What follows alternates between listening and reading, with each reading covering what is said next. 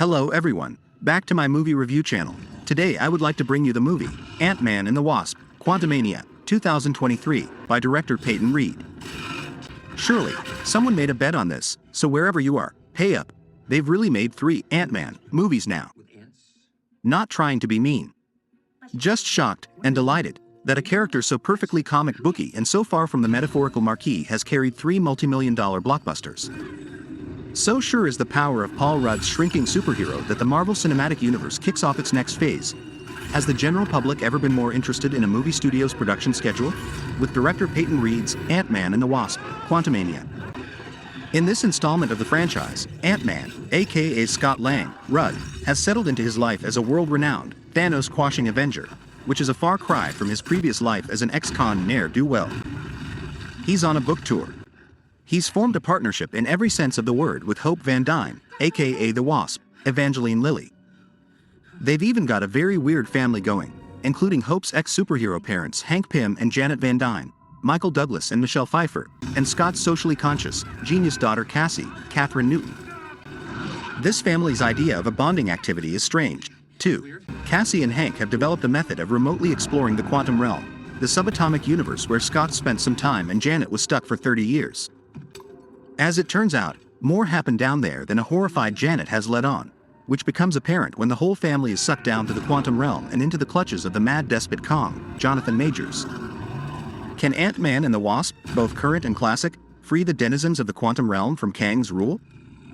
Can they escape this subatomic realm without destroying the multiverse? How will they work ants into the plot this time?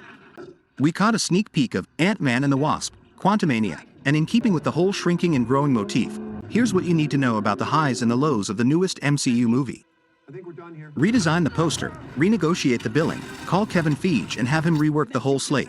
This movie is Pfeiffer's from top to bottom. The improbability of an Ant-Man franchise is made even more surreal by the presence of screen legends Pfeiffer and Douglas. But where Janet Van Dyne has been a small, presence in previous films, she's a giant in this film. Quantumania hinges on Janet's 3-decade exile outside of time and space, and it's her arc and character relationships that drive the most satisfying parts of the plot. Fittingly, she feels like the co-lead here. No need to be entirely surprised. Remember, Pfeiffer knows her way around a superhero movie, see Batman Returns. In Quantumania, Pfeiffer trades a bullwhip for space blasters and subatomic freedom fighting. She drips out exposition with steely, traumatized trepidation, and one of the film's greatest joys is gradually discovering the legend that Janet's built for herself in this strange world. One knife fight scene, in particular, will have you hoping for a Janet Van Dyne trilogy next. The prominence of Pfeiffer's character, unfortunately, bodes ill for the film's ostensible second headliner, Lilly's Wasp. She's almost entirely lost in Quantumania, relegated to saving Ant-Man's hide a few times while the script tells us how much they love each other, even though you'd be hard-pressed to recall a single Hope Van Dyne line. That's not a knock on Lilly, who's doing fine. She's just not doing much, through no fault of her own. If we want to turn to the source text, hey, I grew up in a Bible household. I'm used to looking things up. This is not too shocking. Without getting too into the weeds, the MCU's Hope Van Dyne is a hodgepodge of various comic book characters. Mostly, she has the costume, haircut and superhero mantle of her mother in the original stories. The Janet Van Dyne of the comics is one of Marvel's most enduring heroes, even leading the Avengers for years. If the film version gives that heroic arc to Janet, there's not much left for her daughter to do but flit around, zap people and be a narrative prop for Ant-Man. Well, the title of the movie is Ant-Man and the Wasp, Quantumania. I guess they never specified which wasp. As MCU movies continue to Bigfoot the box office, the only thing keeping this series from being totally tedious is its exploration of genre. These films are never going to stray too far from the house style, though the Marvel TV shows have been way more adventurous, but it's still exciting to see a 1970s-style spy thriller like Captain America, The Winter Soldier, or a horror fantasy like Doctor Strange in the Multiverse of Madness. Quantumania feels like a Star Wars-esque space opera, even if the setting is far below us instead of way above.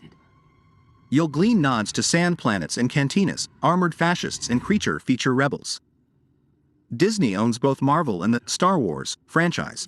There's a weirder alternate timeline where they just said F it and did some shameless IP merging. A little play with genre trappings is where the creativity ends in Quantumania. The film is puzzlingly average, hitting familiar beats faster than you can say, Pym particle. Scott and Cassie don't understand each other. Oh wait, they do now. This Kong fella sure seems like a particularly brutal threat we've never seen before. Oh wait, never mind. There he goes with the hand lasers. And while I'm not saying I could render a CGI world any better, the visual effects look a tad garish sometimes, which is probably not what you want when your movie is sharing theater space with an Avatar flick. Without spoiling, the rendering of one sort of surprise villain, in particular, looks straight out of a Gushers commercial from the late 90s. He's supposed to look funny, but not that kind of funny. Speaking of funny, Quantumania isn't so much. The Ant-Man movies have always been reliably more lighthearted and low stakes than their MCU brethren. It's been welcome levity, and if your leading man shrinks down to ride ants and is played by Paul Rudd, seems like a good strategy. It's not that Quantumania is notably darker in tone than its predecessors, which could have been interesting. When it remembers the humor inherent in its premise, it just feels like they went the lazy route. It's almost a parody of the much-derided MCU style of humor, at times, with characters cocking their heads to the side and a literal, well, that happened, moment. Worth noting, Quantumania was scripted by Jeff Loveness, while the first two Ant-Man movies were written by teams that included Edgar Wright on the first film and Rudd himself. A gleeful exception to this, anytime Douglas says the word ants, which is many times, is the peak of cinema. Try as you might, it's impossible to separate a movie like Quantumania from its larger franchise. That's a feature, not a bug. Still has bugs, though. Lots of bugs. As ever, fans flock to these movies for the next bit of interlocking, serialized plot, yours truly included. Quantumania has the goods. It lets Majors take new big bad Kong out for a joyride without feeling like he's just slumming it in an Ant-Man picture. It sets up yet another Young Avengers character. See America Chavez in The Last, Doctor Strange, Kate Bishop in Hawkeye, etc., in Cassie. And it certainly does not waste its two post-credit scenes. Now, begin your campaigns for Michelle Pfeiffer to lead the Avengers. Curiously, Ant-Man and the Wasp, Quantumania bucks the trend for Marvel Cinematic Universe films by debuting on VOD services, like Amazon Prime Video, before it ultimately hits Disney+. Which leads one to believe that Mickey Mouse wants to wring a few more bucks out of the movie, which only grossed $474 million worldwide, before anyone can watch it for free.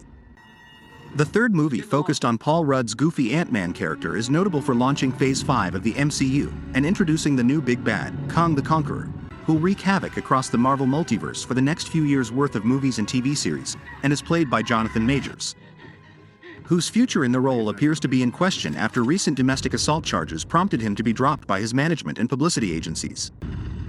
Quantumania is tied with Eternals as the MCU's worst-reviewed movie, 47% on the Tomatometer, heavily criticized for its argle-bargle plot and relentless CGI onslaught. But maybe it functions better under lower-pressure viewing at home. Ant-Man and the Wasp, Quantumania, stream it or skip it? The gist, the setting, the quantum realm, a subatomic inner space world. You know, the place where Michelle Pfeiffer's character Janet Van Dyne, wife of Hank Pym, Michael Douglas, and mother of Hope Van Dyne, the Wasp, Evangeline Lilly, was trapped for 30 years, something you should remember from the previous Ant-Man movies, but in case you forgot, it's sorta recapped here.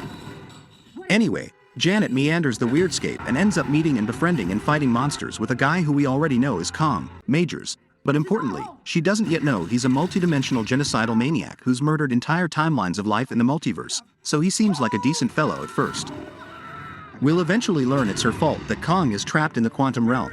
She busted his doohickey, no, not that one, but a different one that's not attached, and now squashing its denizens under his fascist thumb.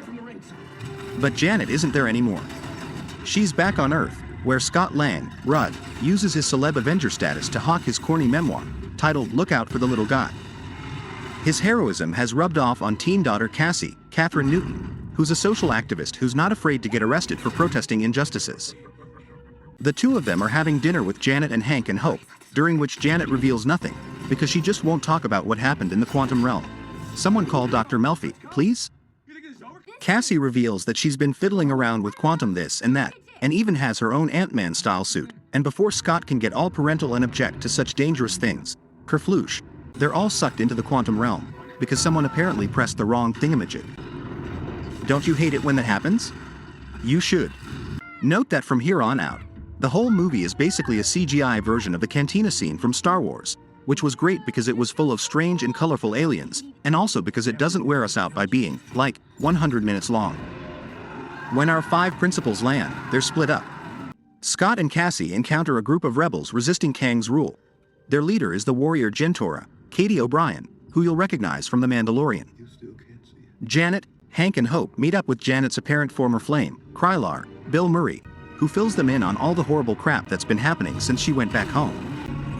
Turns out that the shrink-o-tech Hank invented is just what Kong needs to repair his doohickey, cause it just so happens that the reverse shrink-o-tech is what Janet used to destroy it. So Kong gonna get it. Preferably the shrink-o-tech, although anyone invested in this blither hopes Kong gets it before he has a chance to get it, if you catch my drift. What movies will it remind you of? How Quantumania scored lower with critics than drab crudfest Thor, The Dark World, or even the irritating Thor, Love and Thunder, is beyond me.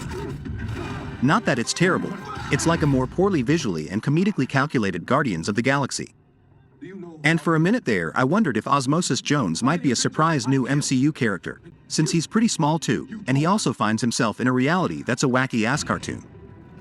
I guess they're different realities, though. Performance worth watching. Majors shows some serious gravitas as a villain who's even worse than Thanos. We'll see if he keeps his job in the wake of the current controversy, though. Memorable dialogue. A line I never thought I'd hear Michael Douglas deliver. Holy shit. That guy looks like broccoli. Sex and skin, none. Our take. MCU fatigue is real. We're on movie number 31, you know, and even if you haven't felt it yet, Quantumania may inspire its emergence. It's easy to admire director Peyton Reed's attempt to whole cloth concoct a batshit strange but beautiful alien reality, but it's such an overwhelming and all-encompassing CGI onslaught. It's a struggle to find the visual reference points we need to stave off disorientation. And yet, the general color-drenched too-muchness of it all might be tolerable if the plot wasn't such a by-the-numbers slog, alternating hyperkinetic action sequences with draggy recitations of exposition. You get the sense that Pfeiffer, ever the pro, is all but reciting deadly, lead-in lines like, "Through the void and subatomica, a place outside time and space, it's a secret universe beneath ours," phonetically. And even then, if the comedy was more hit than whiff, we'd forgive the movie for its stumbles. Bill Murray does his Bill Murray thing, his usual enthusiasm seemingly dampened by his assimilation into the MCU Borg. Rudd smirks earnestly as he did in previous Ant-Mans, but the light touch of those movies is buried in the rubble here. And then there's the Modo character, a floating head with tiny arms and legs, played by Corey Stoll, who's Kang's right-hand man, and pegs the Ant-Man movie's goofy quotient so deeply into the realm of eyeball-exploding uncanny valley abominations, we can only shake our heads at its bewildering stupidity. I understand the need to balance the dramatic weight of the introduction of a villain who's slaughtered trillions of life forms with insane shit like Modok, but such forced peculiarity is just as burdensome as Kang's dull-ass speeches. Hats off to Majors for finding a way to leaven the character with some charisma, even though the movie doesn't have much room for such things. He's got to do something of import, lest this villain not have the desired ripple effect necessary to build drama for MCU movies to come. Then again, when Kong inevitably faces off against Ant-Man at the end, it's essentially a boxing match, yet another reason why the ungainly and annoying Quantumania pretty much sucks. The film's introduction of variants, references to the multiverse, and other elements will please the most dedicated of Marvel viewers. Throughout the journey to Quantumania, I found myself detached, watching events unfold. Everything felt rehashed, though this particular story had not yet been told. The mid-credits scenes, no spoilers, again bind viewers to Marvel's cinematic and television properties in ways most casual viewers will never fully grasp or have time to consume. In the end, Ant-Man and the Wasp, Quantumania is not a bad movie, but it feels like it spins its wheels, runs through the motions, and fills 2 hours of time. There's some humor, a great villain, decent visuals, and a great score from Christoph Beck. For some, that's enough. However, for most, this trip into Quantumania will likely feel like a missed opportunity. Thank you for subscribe, goodbye and see you again in next video.